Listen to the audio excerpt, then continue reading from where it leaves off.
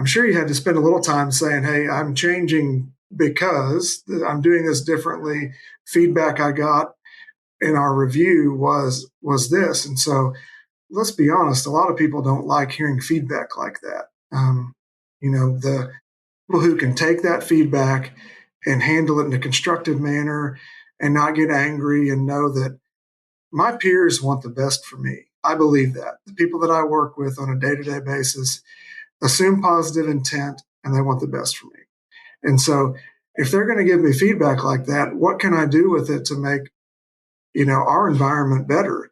And so 18-year-old son who, looks up to me and models my style of communication, frankly, has been really interested in the listening piece.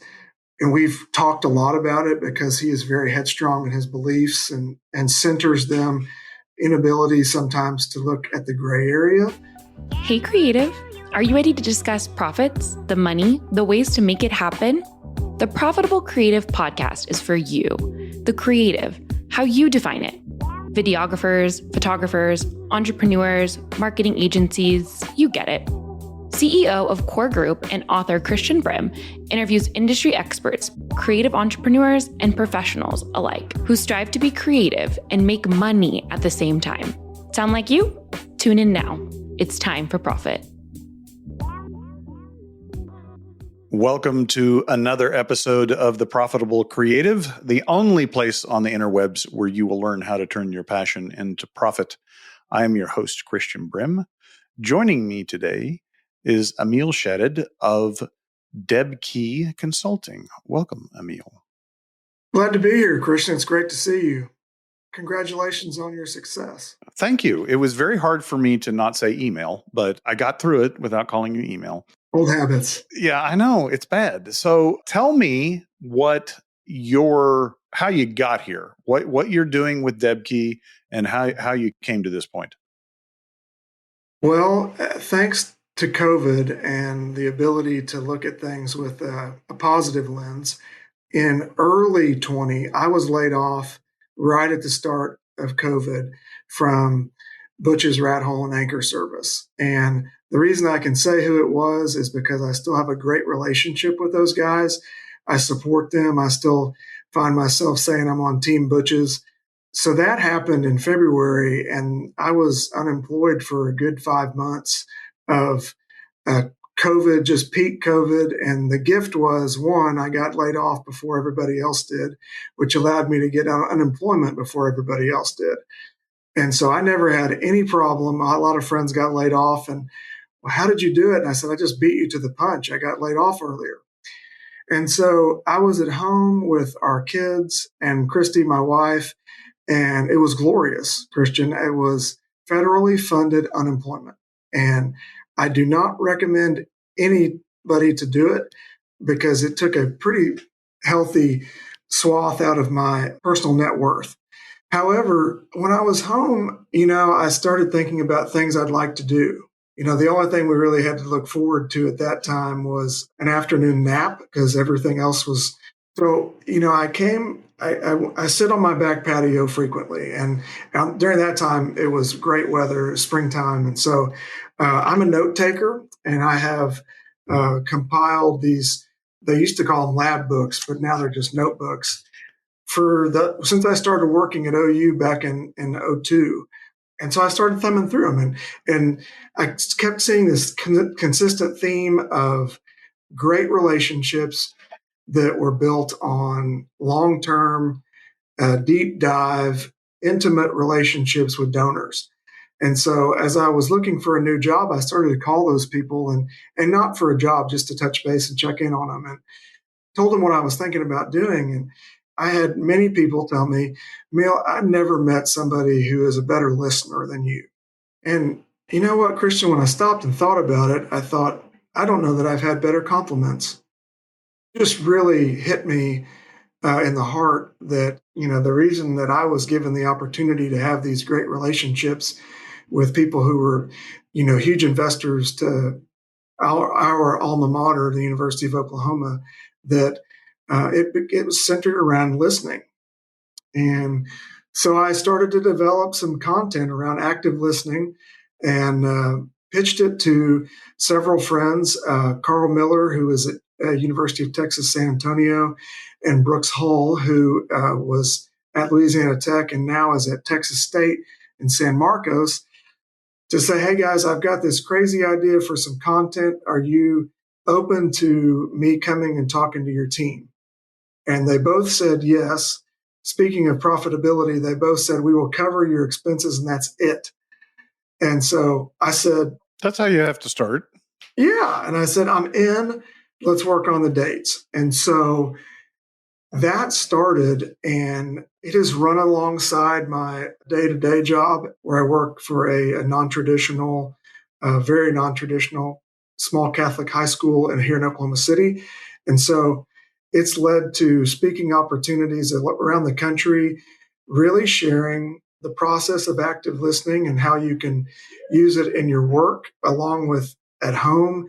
And honestly, the benefits that it's given me in my professional career, but in my personal life, have been too numerous to list. And so I didn't want to keep it a secret anymore. And so I founded DabKe Partners, which is DabKe is a traditional Lebanese dance that's done at family reunions, weddings, and celebrations. And no, I won't do one today, but maybe next time. But I was trying to think of a name that's, captures my Lebanese heritage. And so the DabKe dance is that. And the Partners is just my family. And so my son is my creative director. He does the PowerPoints and I write the content. So I love it. So one of our core values at Core is listen. And it's interesting that that is what you are an expert on, because I am not. And, we evaluate each other as a team on our core values. And we've been doing this for about 8 years when we set those core values. And listen was one that I always scored lower on with my peers and my team. And first, I was kind of taken aback by it. Maybe my feelings were hurt a little. But I realized that as an entrepreneur and a husband of 30 years and a father for 29 years, actually, that's not right. A husband for 31 years, a dad for 30. Time passes. That when I listen, my default when I listen is to go into problem solving mode, right? And so I disengage listening and I'm problem solving. And so I think that evaluation of me was fair and accurate. And it's still something that I struggle with because my brain does default to wanting to fix. But what I've learned as I have tried to be better at listening is that it's not so much the words people say, it's understanding all the other factors, the body language, the tone. To see my goal now when I listen is to make sure I understand the intent behind the message, not necessarily the words. Because, a lot of times when people come with a problem, that sounds bad, but that's where my brain disengaged and went to problem solving. So they tell me a situation and I go into problem solving mode. What I replaced that with was trying to understand and ask the feelings behind that. So okay, how does that make you feel? And at first that was awkward, and it was awkward for other people saying, oh, well, what do you mean? How do I feel? Well, okay, how does that make you feel? Right? Because I found that getting into the feelings behind the situation was much more informative to me, and it kept me out of that problem solving mode. So I don't know if that lines up with your rubric and how you teach listening, but that's been my experience. Today's episode of The Profitable Creative is brought to you by Core Group. Are you tired of doing it all yourself? Do you feel like you have no plan? Let Core Group guide you to build the business of your dreams. Core Group, your go-to accountant for creatives. So one of the things I think that you touched on is that you're the leader of the organization. And that's an intimidating place for people who are not the leader, who work under you, to come and share problems and issues, because they often think, well, I should be solving this myself. Why is this making me feel in a way that I've got to go and talk to my big boss about it? And so it's not uncommon at all that leaders feel like they are told that they're unapproachable. They why would me as an employee, even an employee who's been with you for a long time and you know their family, you know their story, um, we get in a place where we think, gosh, I should already be able to solve this. And so it tells me a lot about your leadership ability that you can take a low score and self-reflect and say, okay, well, I want to be better for lots of reasons.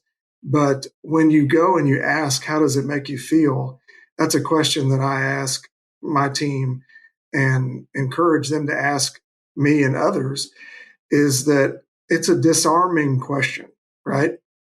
It can be. But when it's used to having you in a certain presence and tone and nonverbal, and you've changed, they go, what's going on? Whoa, hold on. So I'm sure you had to spend a little time saying, hey, I'm changing because I'm doing this differently. Feedback I got in our review was this. And so let's be honest, a lot of people don't like hearing feedback like that. The people who can take that feedback and handle it in a constructive manner and not get angry and know that my peers want the best for me. I believe that. The people that I work with on a day-to-day basis assume positive intent and they want the best for me. And so if they're going to give me feedback like that, what can I do with it to make, our environment better? And so 18-year-old son who, looks up to me and models my style of communication, frankly, has been really interested in the listening piece. And we've talked a lot about it because he is very headstrong in his beliefs and centers them, inability sometimes to look at the gray area, which I think comes with which is typical for an 18-year-old, right? Yeah, it comes from some gray hair or loss of hair that we can listen a little bit better. But, getting into it, because I do feel like it is the opposite of what leaders really think they should be doing.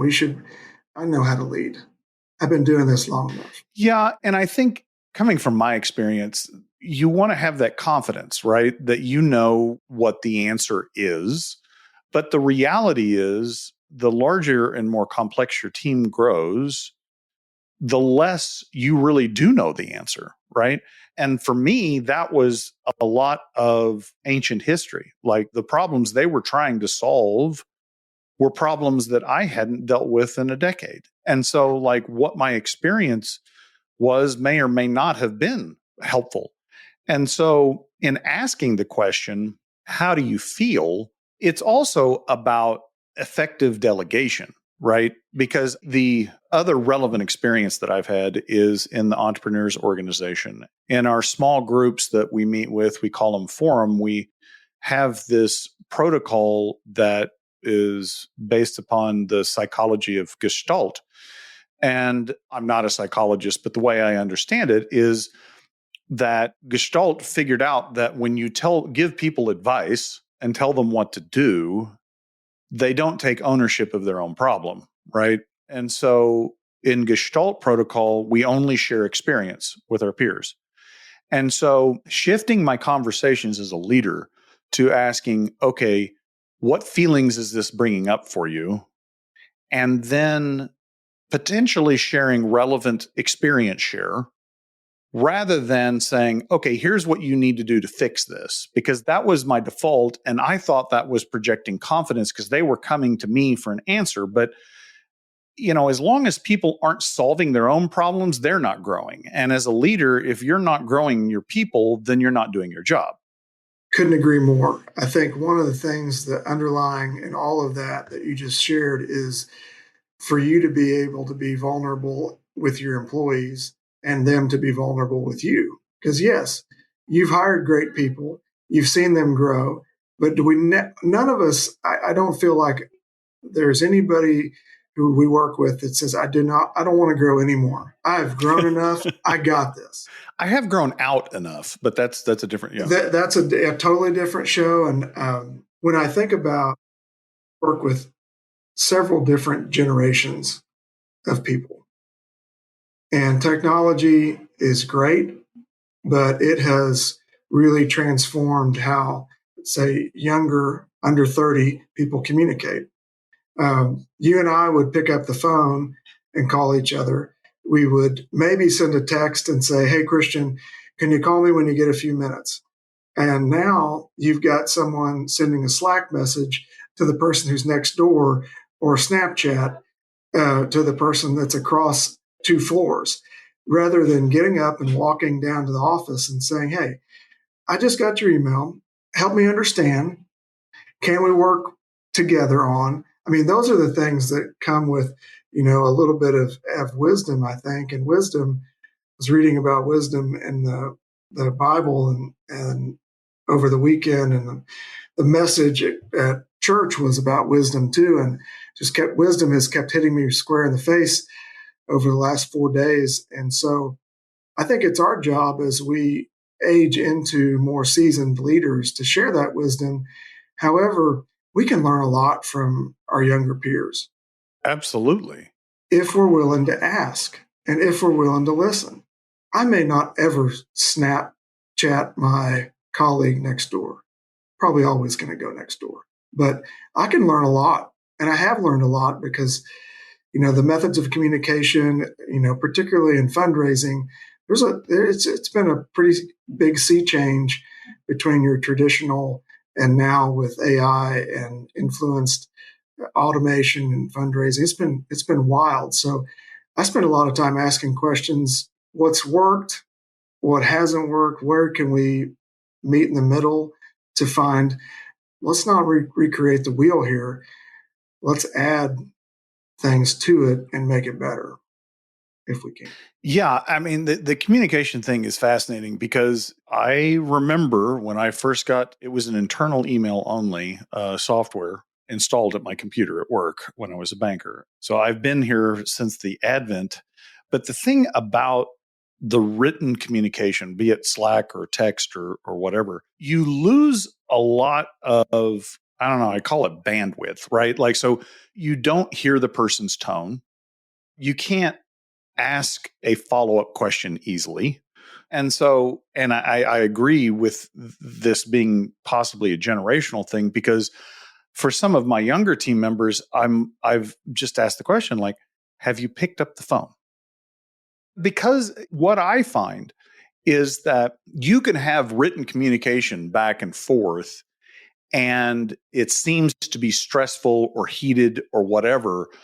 And it's solved so easily by picking up the phone and letting them hear your voice. Like, they know that you care, and I care enough that I'm talking to you, and let's figure out what the situation is. Because that's been much more powerful. Again, to your point, technology is great, but and email is great, and all of those other methods of communicating are great, but they're not real great for listening.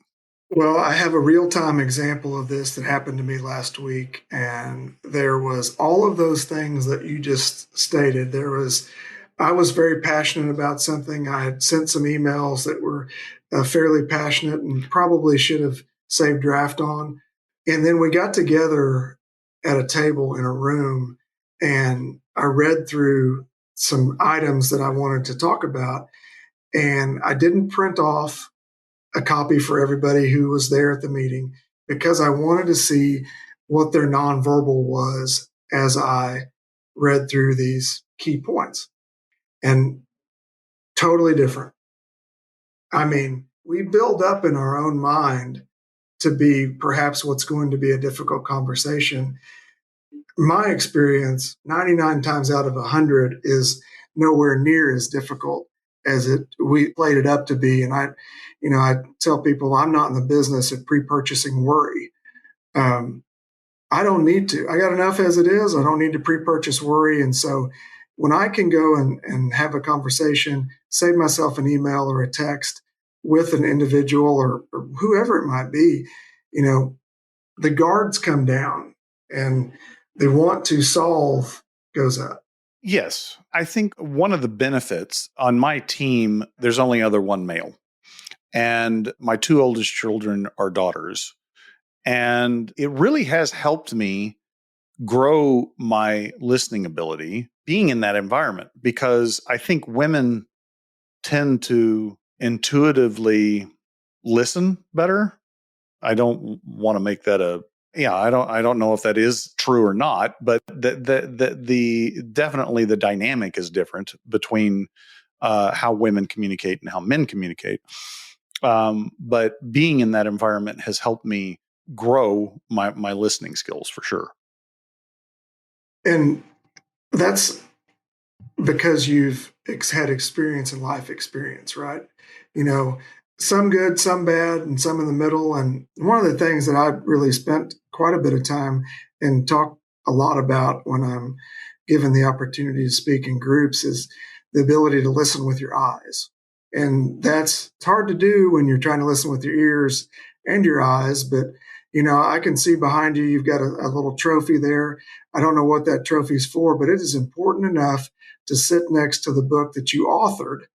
So it must have some meaning. And so, when we go into someone's office or we meet with someone at their home or place of business, if you're listening with your eyes and spending the time to actually digest, what you see and note that, they've got a picture of their family, or maybe it's a buddy's golf trip or a diploma.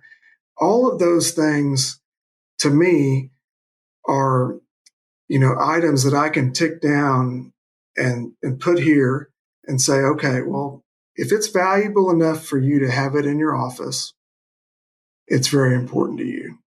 Yes. And I think one of the other things I learned even before I started working on listening was a lot about intent and expectations. And my business coach calls it the conversation behind the conversation. And it's so many times we go into situations of communicating with some intent in mind, some outcome that we want to achieve, right? And that puts us in, I think, a potentially confrontational mindset, as opposed to I'm going into this conversation without any real expectation of what the outcome is. And that frees you up to listen better. I mean, so it's not about like I've got to take control of this conversation and manage it to a specific outcome. Rather, I'm going to go listen and hear what the other person says and then see where it goes. Hey, listeners, are you ready to turn your passion into profit? Then grab a copy of Profit First for Creatives. Click the link in the show notes to purchase a copy. And if you're not ready to make that full commitment, you can download a free copy of the first chapter. Check it out right now.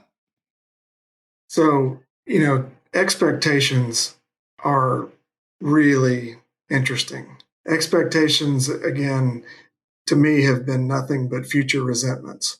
And so lowering my expectations of the outcome of a particular topic or event, and not to, say that you can't have success without expectations. You have to have a certain level of expectation. But, when we've built up an expectation either of an employee, of ourselves, or of our boss, it can really be a blinder and a blind spot that does not allow for us to see any personal growth, and frankly cuts off that creativity pretty substantially in my mind. When you're thinking, you've already in your mind thought, this is the result that I want. How do I help this person get there? Oh man, that's dicey. And that's manipulative too, by the way. Yes. And that's actually where I learned it, was in the context of sales calls. And so like you go into a meeting where you're pitching what you do with the hope that you're going to close the deal, right? But having that intention really makes it more difficult. If you go in with no expectation, like so, and it is around addressing those feelings, like so you got to sell to keep your business going, right? And you've whiffed at the bat, 3 times, and you're on the fourth sales call or the fourth pitch or the fourth sales presentation, and you're feeling a little pressure, right? And you're feeling like this urgency, and that automatically gums up the conversation. If you can instead release those feelings and just go in and hear what the person has to say, I was astounded by what you learn is the conversation behind the conversation, right? So the person that you're selling to has got their guard up because they don't want to be sold to, right? But there's something beneath the surface that they're not telling you, that there's a need that they have, or they wouldn't be talking to you, right? And so going in and not having an expectation of closing the deal, that automatically lets them bring down their guard of not being sold to, and then you can find out what the real problem is. So I have spent my entire professional career in a forward-facing business development, sales, fundraising role. And I cannot tell you the number of times I've thought I was going to end up closing a sale or whatever it was, and early on and missing so much, stepping over so many dollars to pick up dimes, and just repeatedly. Now that I think about it, it's just, I can laugh now, but if you're going in, and there's, I think, 2 or 3 things here. One is that if you're in sales or have a forward-facing role, in which you have multiple meetings a day and a week, those people who you meet with on Monday morning at 8:30, same Christian Brim and the same level of output. And so one has to gear themselves down to gear themselves up. We can't always be on, right? And then I've gone in and I've got a fake brochure here, and I really want to talk about this, poly pipeline that Butch's Rat Hole and Anchor Service has just taken over in South Texas. And the person that I'm meeting with wants to talk about preset surface casing. And frankly, the poly pipe opportunity was one small piece, whereas the other opportunity is 10 or 20x of revenue. And so being able to ask the question, tell me about what your needs are, and then listening. And sometimes, Christian, there have been times where I've said, you know what, I'm not able to solve that problem. And I hope you appreciate my honesty, but we cannot do that. And man, you talk about people sitting back in their chair and thinking, no one's ever been that honest with me. Yes, I think at the end of the day, you have to approach it of, can you be of value to that person in that conversation, right? And for me, a lot of times, what I help people obtain is clarity for themselves about what it is they really need and what the motivations are, right? So like, okay, you say you need this. Why? Because oftentimes people, because we're emotionally driven, we come up with the thing that we think that's going to solve the pain, right? But as professionals, sometimes we see, you know what? It's really not, what you think it is. It's the nail that's sticking into your head, right? That you just ignored, right? It's the nail. Yeah. It's not the nail. I don't know if you guys know the video, but it's not about the nail. I don't care what your wife says. It's not about the nail. It's a great video. No, that's the truth. And have we stumbled? Sure. I was with the leader of a large private school over in Tulsa last week, and we were having a discussion based and centered around fundraising and what his mindset was going into a potential call. I've got to talk to him about this, and it was racing. He's very excited. And I said, what happens if they stop you after your first bullet point and say, well, I'm in for that. Or they say, you know what, we're not giving a dime to that project. How do you react? And do you treat the conversation as a conversation rather than a sales pitch? And man, when we are actively listening and being respectful and responsible for who we are as a person, it's a whole different conversation. Yes. And in asking those questions and listening, what you're going to do is you're going to provide value, whether or not you end up closing the sale, so to speak. It doesn't matter. You've provided value to them, and that's more important. From my friends, some of which are your friends also, have asked me for a long time, Ameil, how do you fundraise? I just can't do that. Like, how do you ask people for money? And, my answer is a lot of the times I don't have to make the ask. The relationships that we've built or I've built are strong enough where they know, and they'll come to me and say, I want to do this project. But there are times where, you've got to sit across from someone and say, Christian, I would like for you and Stacy to consider an investment of $5,000 in X, and just sit there and let you, as the recipient of the question, digest the subject. Yes, because I could see where fundraising would seem strange to those in business, but it's fundamentally no different, right? Because what you're doing is trying to fulfill a need that they have.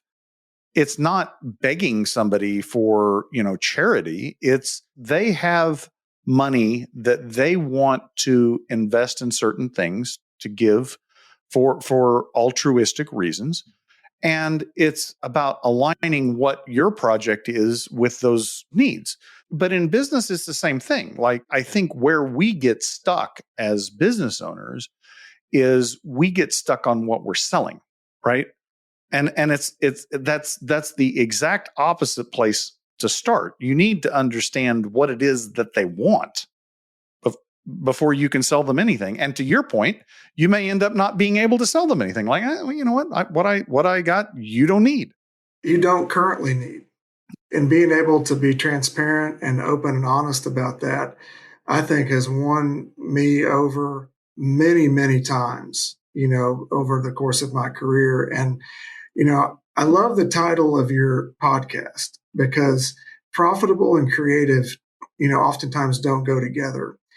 Chat was that one of my goals for the people that I interact with at work and have the opportunity to work with and supervise, as well as people that I'm meeting with, is for them to unlock their creative side and be able to share what that is as it relates to, feeling comfortable saying to me as the supervisor, Ameil, what if we tried this?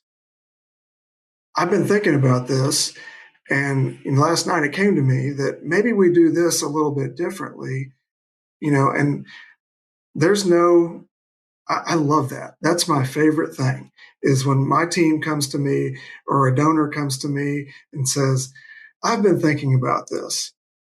Could we do it this way? Well, that to me is one of the highest compliments that we've built trust. We've reached a level where you trust me enough to come to me and say, hey, boss, I think we ought to maybe try this. Maybe it might end up a little differently. Perfect. Love it.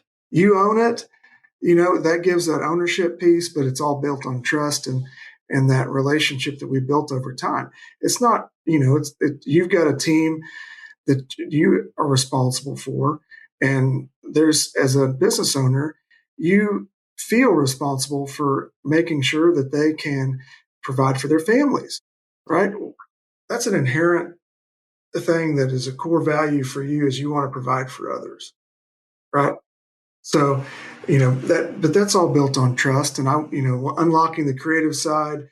is probably a little cliche, but I'll use it anyways. I love it. Ameil, how do we find more about DabKe Partners Consulting? So I am on LinkedIn only for the time being. It's Ameil Shadid on LinkedIn, Shadid. You can message me there. I will give you my email. It's dabkepartners@gmail.com, which is DABKE partners, no dot, no slash, @gmail.com. Particularly I work, with smaller organizations, Christian, to help them on their fundraising. I've on the active listening side, I've spoken to groups as small as 5 and as many as 500. Have had a lot of great stories shared with me post our times together of things that have worked for them as they've implemented it. So that's how you reach me. And my cell phone number is on my LinkedIn. And so text or call, I will answer. I promise. I love it. Ameil, thank you very much for showing up and giving us your insights. Listeners, if you like what you've heard, rate the show, share it with someone else, subscribe. If you don't like what you've heard on the show, send us a message and tell us what you want besides email. Until later, ta-ta for now. And that's a wrap for today's episode of The Profitable Creative. Until next time, you money lovers. And don't forget, Profit First for Creatives is live via Amazon. Link below.